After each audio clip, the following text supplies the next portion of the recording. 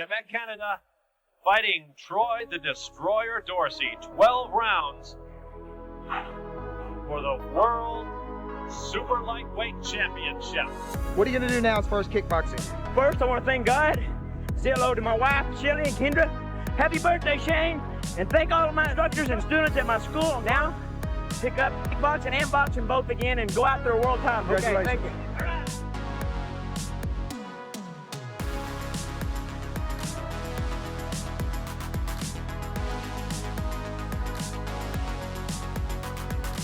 The winner and still hurricane World Super Lightweight Champion of the world, Troy the Destroyer Dorsey!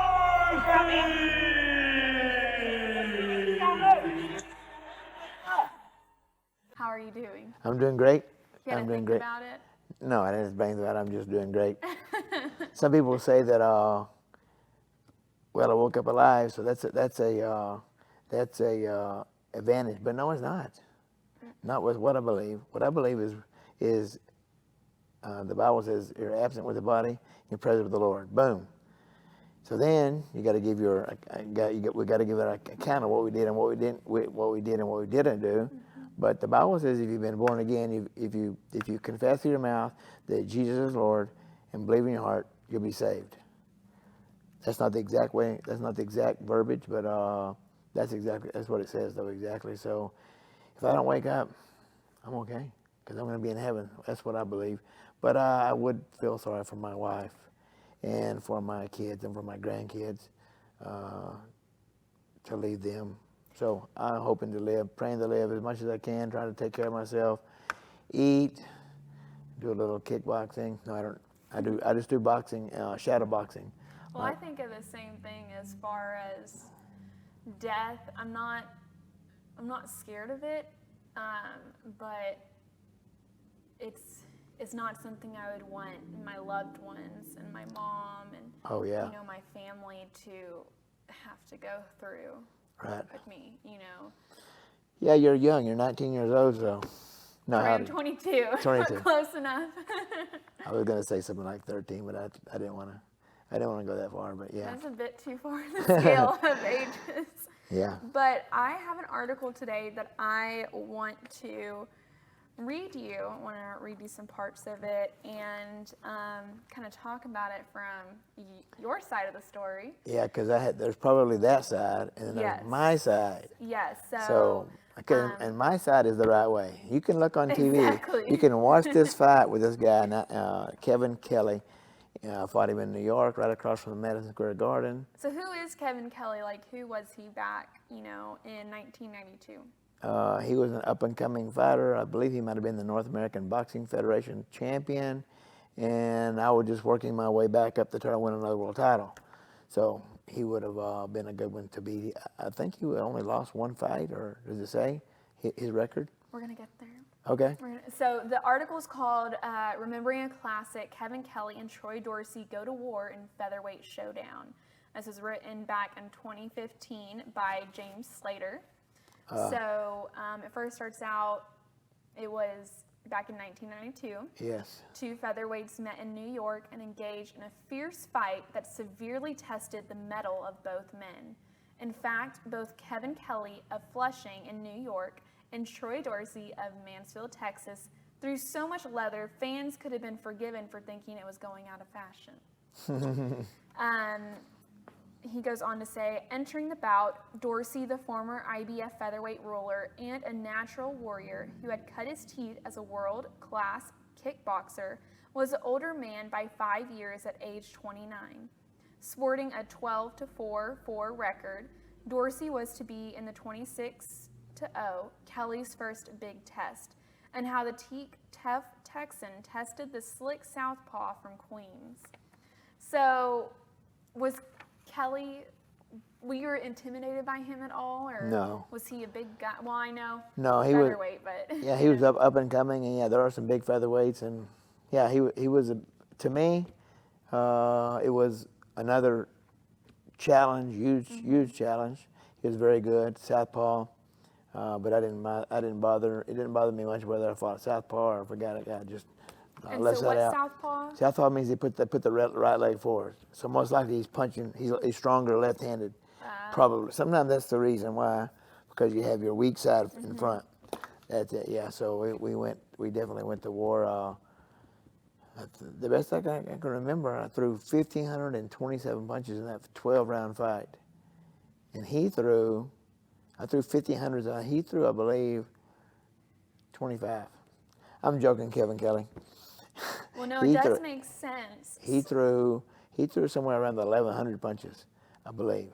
I remember what I threw because it was the record for punches at that time in a world title fight, or it wasn't a world title. It was for another lesser title than world title. It wasn't North American. It was U.S. title. I think something like that. I can't remember exactly what it was, but it was some type of championship, just not world championship. So going back to the southpaw, because this is the first I've heard of this, is that like a common fighting technique? Or? No. Most people are right-handed. So if you're right-handed, so I would do southpaw. Yeah. Right, since I'm left-handed. Yes. That's how. Yes, ma'am. So we'll have to get the gloves on a little while and just to see how you do. We were actually talking before this. We need you to bring some gloves, so when we do this, we can put them on the table here when we talk. Yeah, they're all rusty and dirty and they're filthy. They have a lot of wisdom, though. They have blood on them, and if only they could talk, huh? I bet they could sit in this seat here, tell a lot of stories. Yeah, let's interview them. I know. So southpaw, is there any other kind of, I guess, uniquenesses to a lefty fighting? You have to stand. I have to stand a certain way. I have to stand in a certain position, positioning my body in a certain position, I should say, not necessarily where I have to stand like this or like this. Right. So I have to keep this foot on the outside, or actually on the inside of his foot. So you get here. Let's just look here. You stand up, put your left leg forward, put your hands up. So you got your put your right leg forward. I'm sorry, I started wrong. Yeah. So now I keep my foot on this side. So right now you can imagine if you try to punch me, could you punch me pretty good here with that hand? I feel like I could. But look at this. If I was over here now, is it harder? It's you gotta go more with the body. Right, it's position of the way the body is so I have to keep this foot on the outside, and I'm going this way, and sometimes I'm going this way, but mainly I'm going that way going away from that power of that left hand. So that's the situation. Well, I've heard similar things as far as just, for example, volleyball players who are left-handed, I believe they don't have a weak side as far as for, spiking. Oh, yeah. Or things like that. But I just found that interesting. But to go further, so we get on to the third paragraph. Okay, so it says, the two rivals went at it right from the opening bell, and to the delight of the fans packed into the Paramount Theater, the pace continued unabated. Neither guy was willing to give an inch, and before too long, the punch stat recorders were threatening to blow a fuse. Fortunately, both Kelly and Dorsey were blessed with the required stamina to keep up their heroics without wilting. Between them, Kelly and Dorsey threw over 2,000 punches, plenty of which found their target. Yet, astonishingly, neither man as much as touched down, the war going to the 12th and final bell. So, sounds like Kelly probably threw a lot less punches than you did. He did. He did. How many did you say you did? About 1,200? 1,500. 1,500, yeah. 15. So he probably did maybe about a third. Well, maybe he did. I think he did a little bit more than 1,000. Yeah. Maybe 1,100. Maybe, I don't know exactly. It's hard to count when you're out there. No, so I'm joking. Would your trainer or your coach count your punches? No, it's on. They have a computer that does it.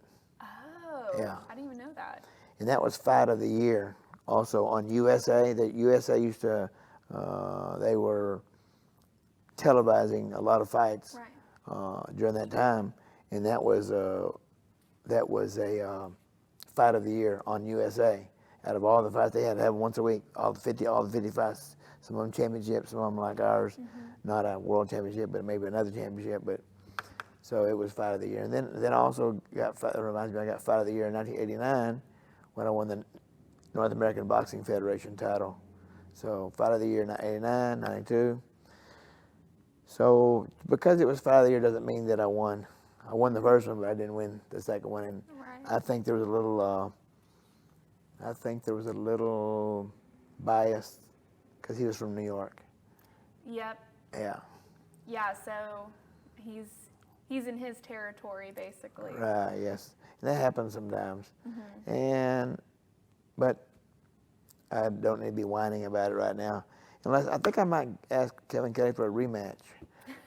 I'm 60. I think he's about 56. So I believe he is. Yeah, he's 5 years younger than you. yeah, So. yeah.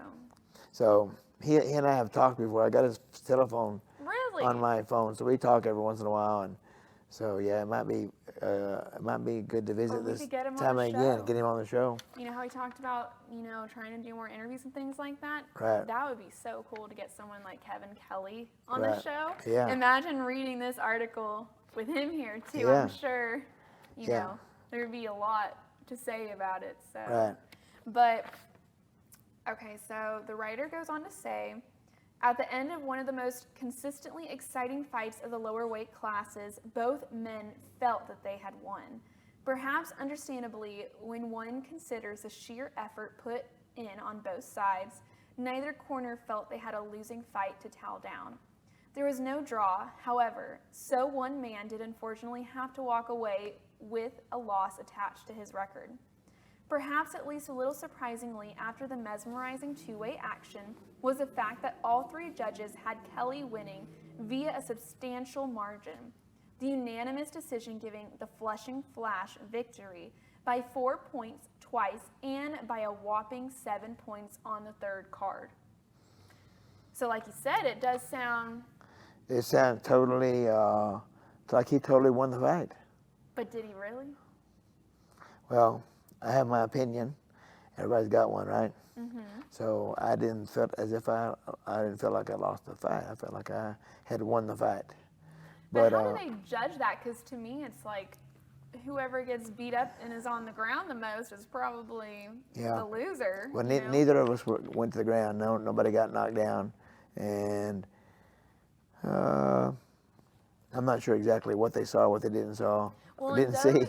In those situations, when someone's not knocked to the ground, what are the judging factors? It's called a 10-point in my system. So the winner gets 10, and the loser gets 9.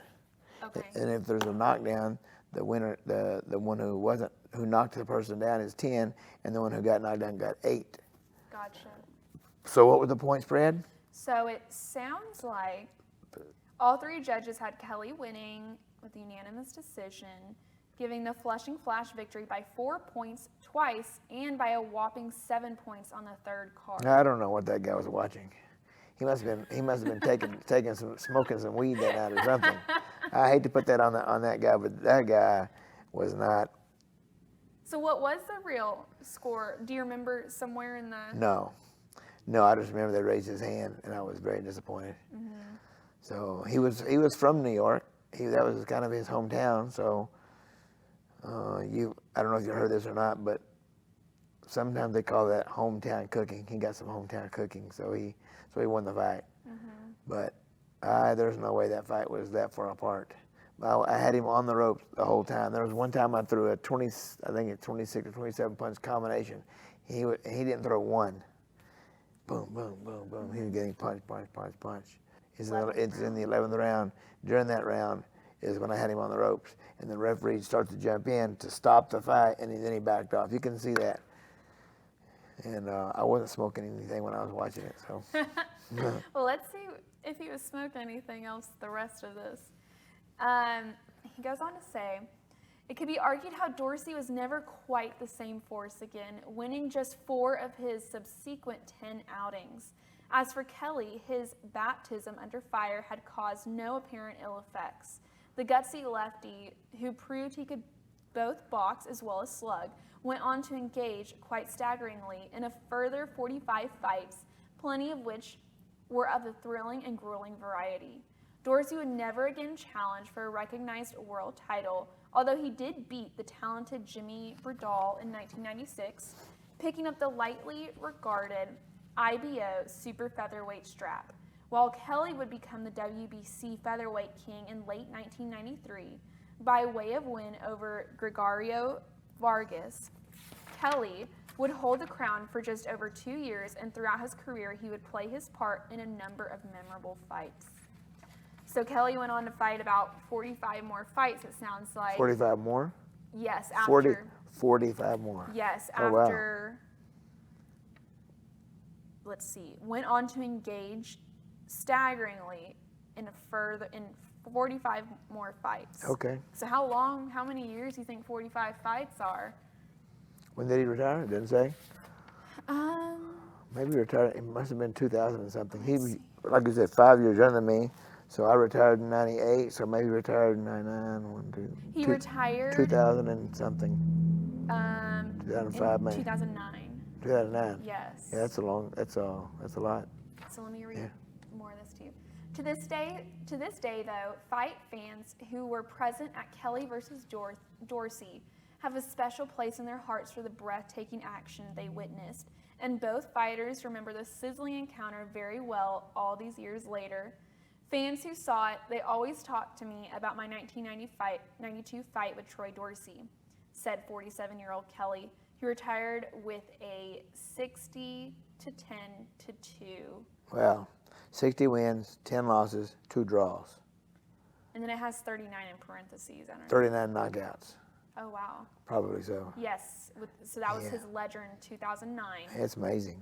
And he told the writer that back in 2015. Okay. Then it says, the Dorsey fight was what I call a real fan's fight. It was as close to death as you can imagine. Does that sound about right? Well, it was him saying it? This is the Dorsey said this. I believe this was Kelly saying this. I didn't feel like I was as close to death. Of course, he said that because he felt it. So, yeah, he did say that. He said, I really thought Dorsey was going to die after the fight. that Dorsey was going to die? Or That's what Kevin Kelly said. That I was going to die? Yes. I don't see how he said that. He But says, that's okay. that fight holds the world record for number of punches thrown.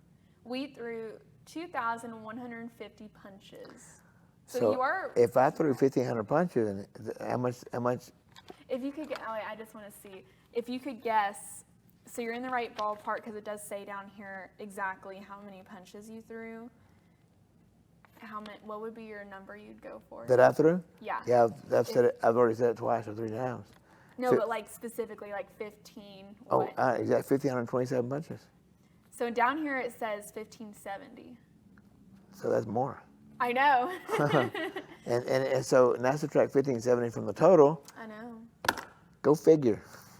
So it goes on to say. Yeah.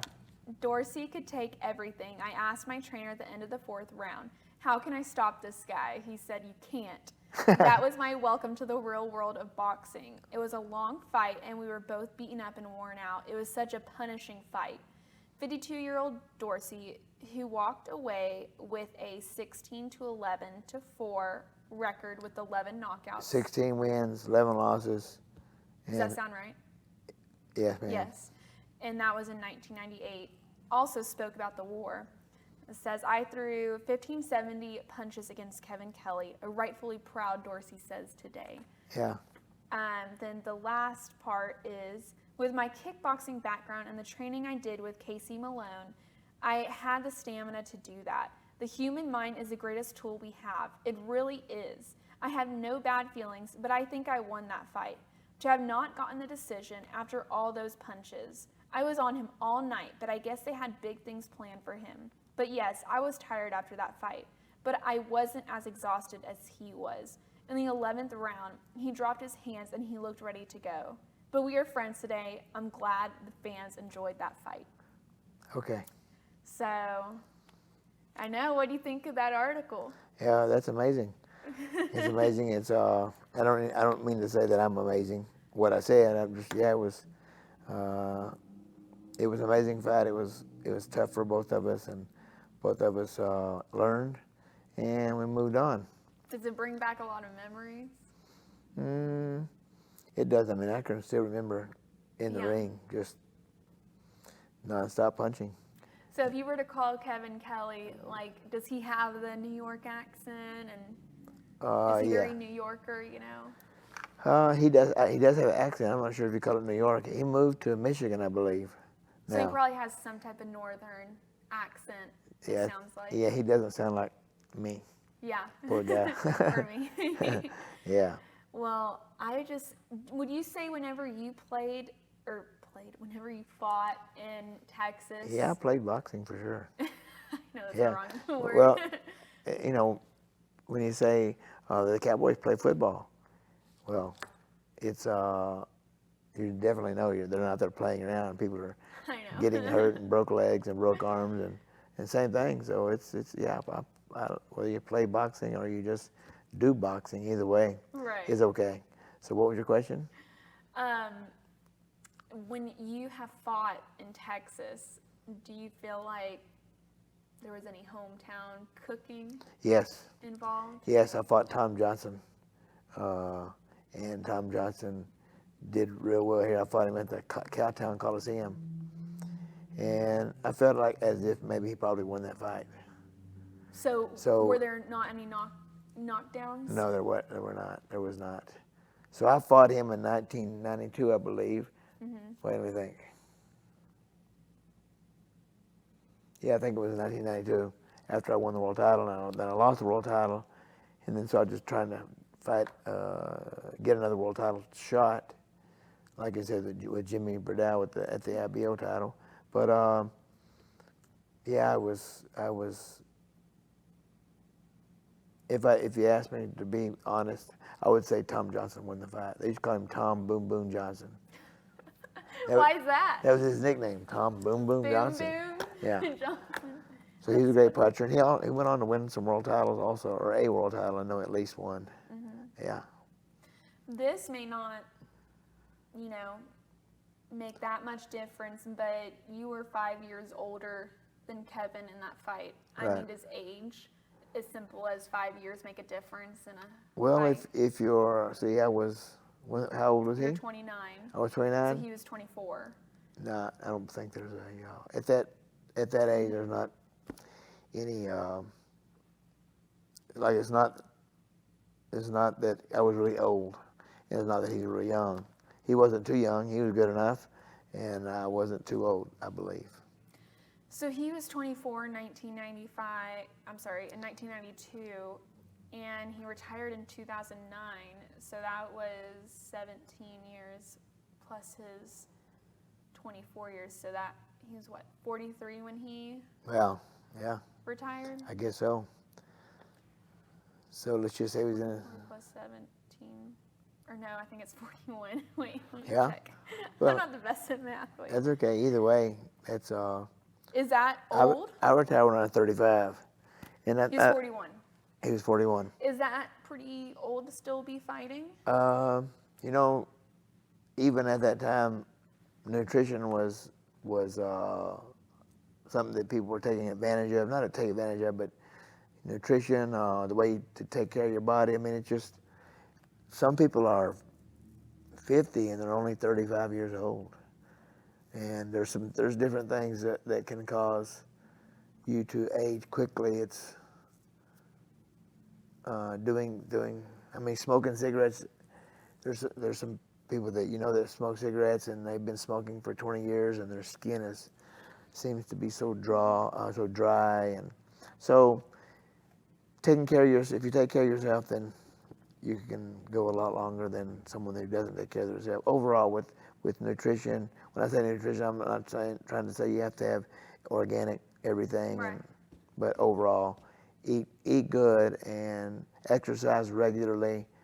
That's how you're going to get to look younger, and of course you feel younger too when you. Do you have a secret formula to youth? I think a lot of people would want to hear that formula. So Yeah, I'll hold that for the next. that'll be revealed in the next episode. Yeah, make sure and watch out for it. So do you keep up much with the current boxing? Every world? once in a while, I'll hear about a fight, and maybe once or twice a year, Do you think and I go watch. anything's just really different? You know? I feel certain for sure that nutrition is so important. And when you're fighting, and like with me, I would drink at that time. I've said this on a previous podcast, but in 1992, my father-in-law sent me to a nutritionist. They said you need to drink 64 ounces of water a day, and I was like, what? I'm drinking one glass of water, and then I'll drink one 5 hours later. And I can't even imagine. Like, how did you even feel good when you were like doing all that fighting and working out and not drinking much water? So in your your face or your skin doesn't have as much elasticity. Yes. So it's not going to give very much. So I don't know if I got cut when I fought Kevin Kelly.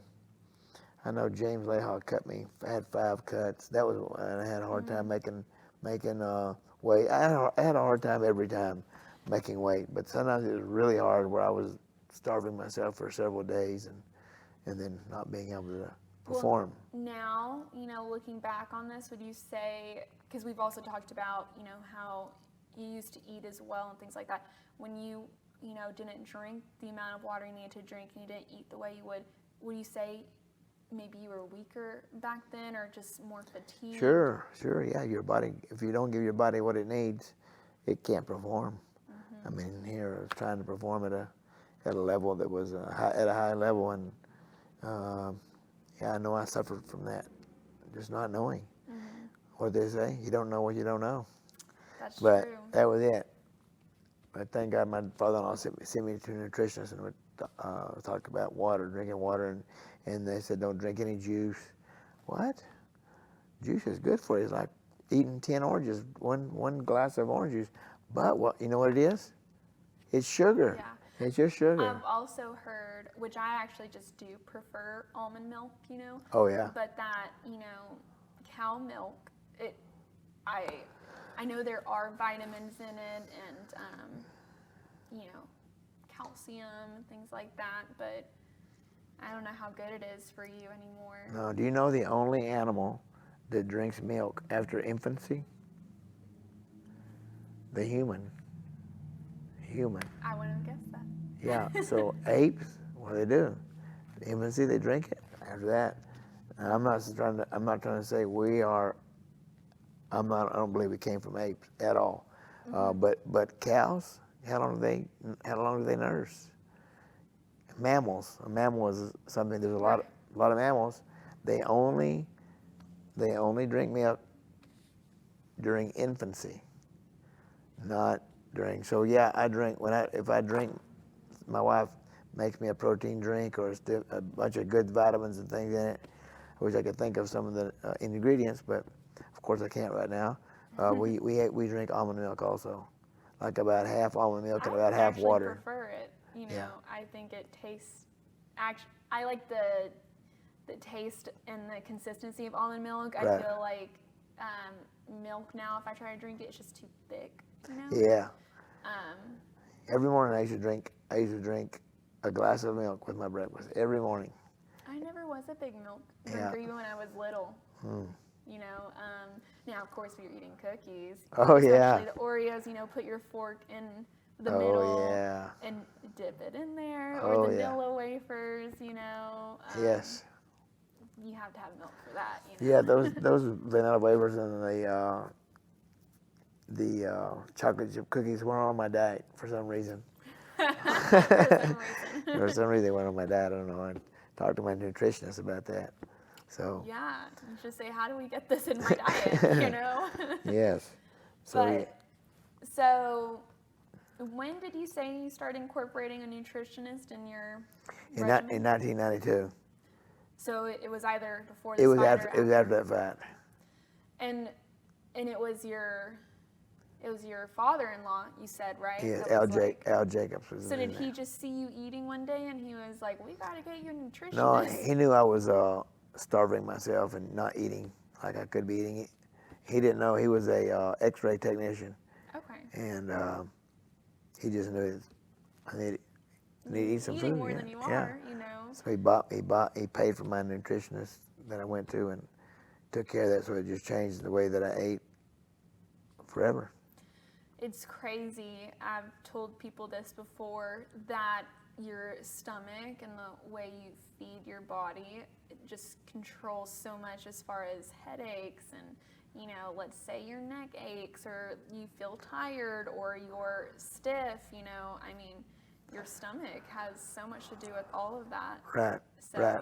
And drinking water, go ahead, keep going. No, I'm like, I was about to say that too. You got to drink your water, which I actually heard specifically that you're supposed to drink, I believe you take your body weight, divide that by 2, and that's how many ounces you're supposed to drink. Because let's say a 300-pound, 6'4" football player, you know, he needs to drink probably more than 64 ounces. 150 ounces. Yeah. Yeah. Exactly. So, water is so important. I don't drink enough of it. So. Yeah, water is very important. Every bodily function, guess what it requires? Water. Yeah. Which, I don't know if you heard, I should send you the article, but there was a woman last week, I believe she was like from Iowa or something, and they went to Disney World for vacation, and she died of water poisoning. She drank too much water. Oh. Which I had never heard of something like that before, or even knew that existed. But yeah. What was she drinking so much water for? I mean, that has to I mean, can you drink too much water? I guess maybe she was just downing it several times a day. No. It's crazy to me. But yeah, she had 2 little kids, and oh, that's so sad. I will have to send that to you because I found it so interesting that happened. But yeah, see, our Lord who made our earth, you know, how much of earth is water? Do you know? it's more than land. 80. Yeah. And what is our body? 80. So 80% water. Yeah, so that means it's pretty important. I know. Yeah, it's not. And then so many things that you do would dehydrate you. So eating sweets dehydrate you. Drinking alcohol. Drinking alcohol really dehydrates you really bad. So yeah, smokers and alcoholic people that drink a lot, you can just see a lot of, it ages you. Yeah, like we were just saying, you know, people who drink water, especially I feel like you can tell in women, their skin's just glowing, you know. Right. Just beautiful skin, because water is a form of moisture, and you know that's the first ingredient in moisturizer. Right. So no matter how much moisturizer you put on your face, you're really not going to be that moisturized unless you're putting water into your system. Yeah, water inside and out. Mm-hmm. Yeah. But yeah, diet is so important. So when you say diet, people go, oh. I've heard somebody like to call it a lifestyle change. Right, that's what you have to do. You like that? That's what you have to do, yeah. So I started drinking lots of water. I knew to drink water, but I didn't really know to drink water until I had a kidney stone. And that's what, for me, I'd go on the mat, and I would teach 4 or 5 hours, and then I would go out the mat and give me some water then. I would stay on the mat every day, no water. It was crazy. So yeah, just keep sipping water all day long. Mm-hmm. And like I said, down 2 glasses in the morning, and then sometimes in the evening when I'm a little low on my water, I'll just. And something as simple as water, you know, you don't notice the effects it has on your body till you get older. You know, because obviously as kids, I highly doubt we were drinking, you know, the amount of water we were supposed to drink, you know. No.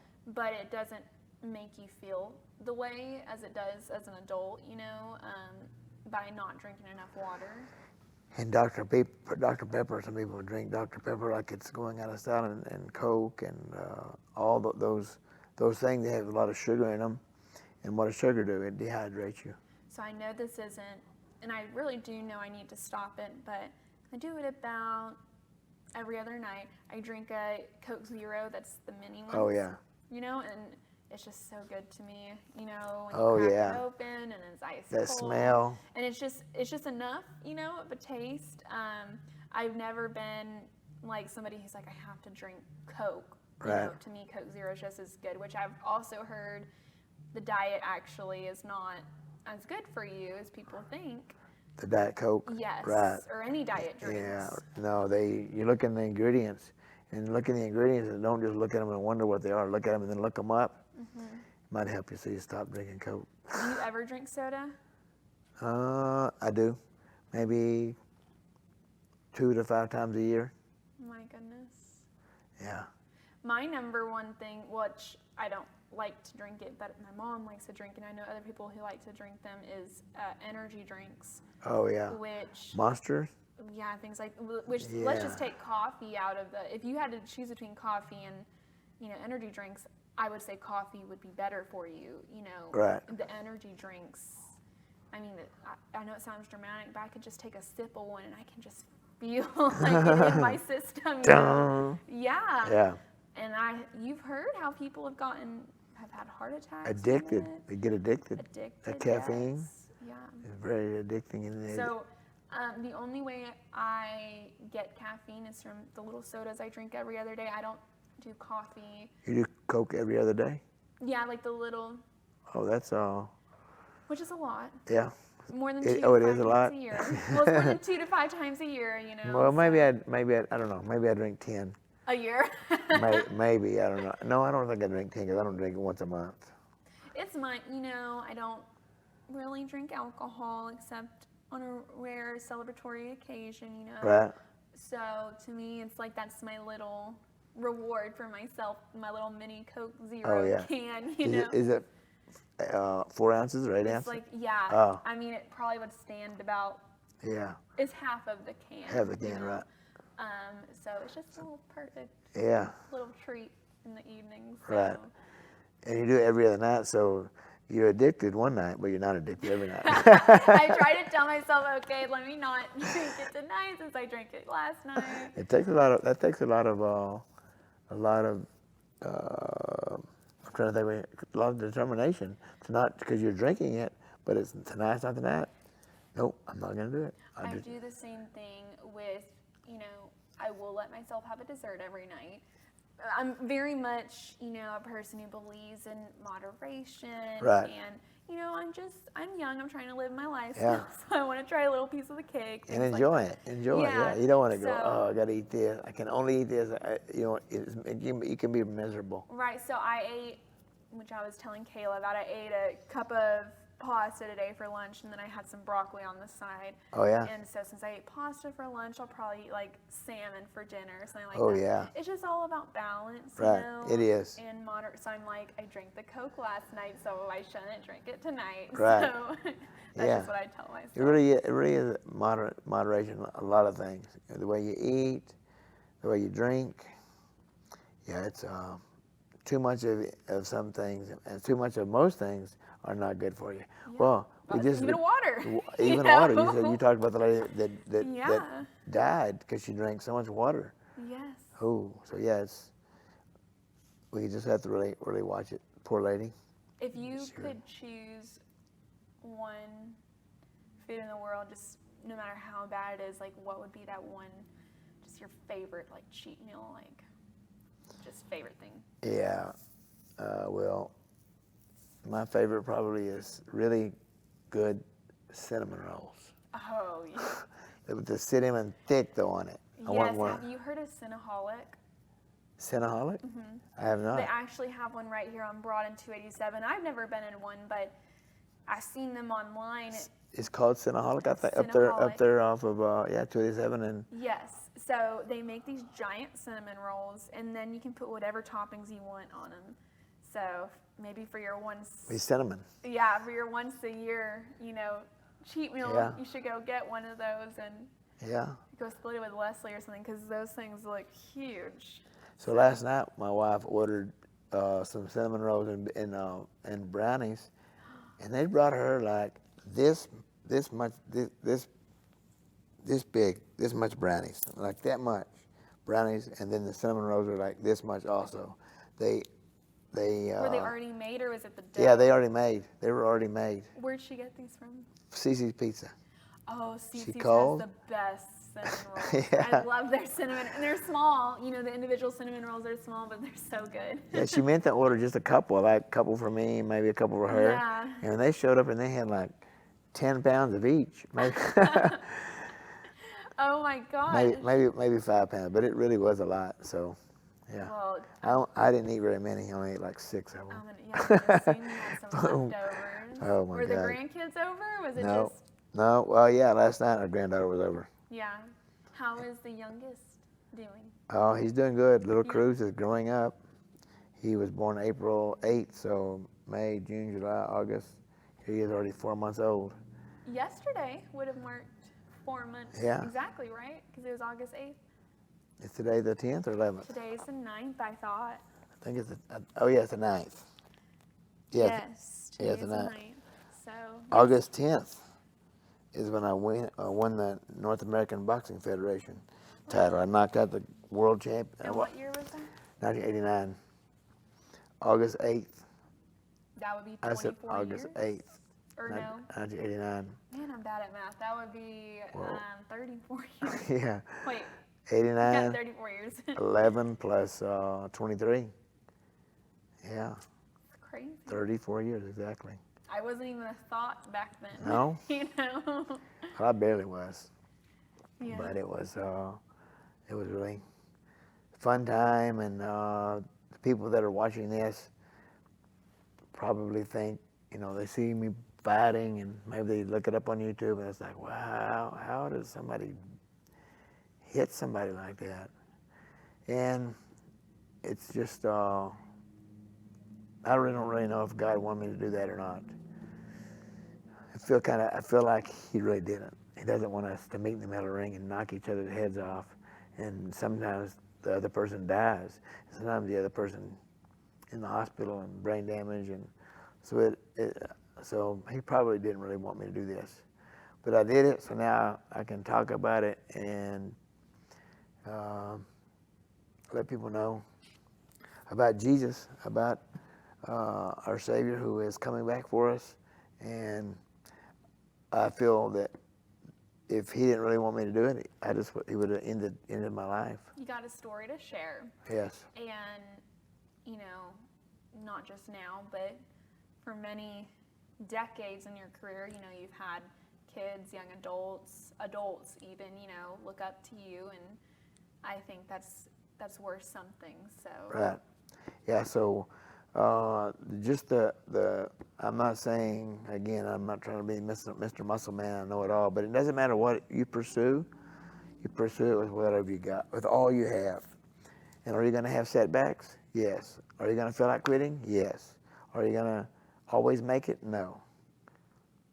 So in life, that's the way life is just like that. It's just like a fight. You're in the beginning, you got the first round. And then you get 2 years old, you got the second round. You're 3, you're in the 6th or 8th round. Then at the end, what are you going to do? You can't give up. So no matter what it is you're striving for. And now, of course, there's some things people strive for that are not good. But anything good is, those are the things we should be striving for. We should be striving for love and peace and understanding and control, not control. So being a loving, understanding person, and stop all the hate. That's a perfect way. Yes. To end the show today. Yes.